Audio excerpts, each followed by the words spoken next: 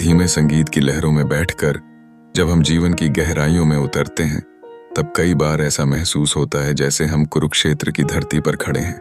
यहाँ पर लड़ाई किसी बाहरी दुश्मन से नहीं, बल्कि अपने ही अंदर की संकोच और असमर्थता से होती है।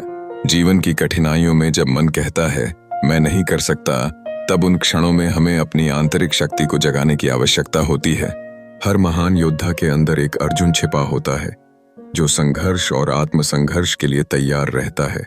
जब हम खुद पर विश्वास करने की चेष्टा करते हैं, तो असंभव को संभव बना सकते हैं।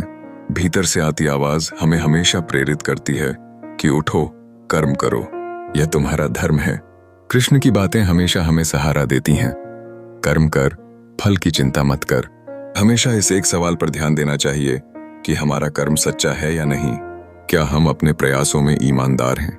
जब हम हार को स्वीकार कर लेते हैं, तब असली हार यहीं से शुरू होती है। असल में हार वही होती है जहां इंसान अपने प्रयासों को खत्म कर देता है।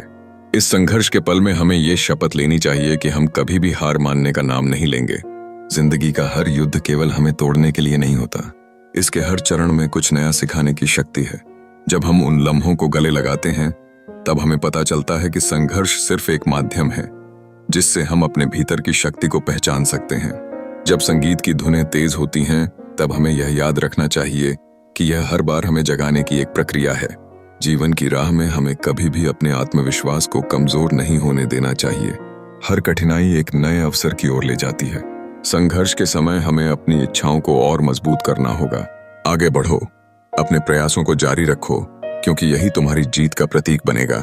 आओ हम सब मिलकर एक नई ऊर्जा का संचार करें और अपने जीवन की हर लड़ाई को सम्मान दें, क्योंकि यही जीवन का असली अर्थ है।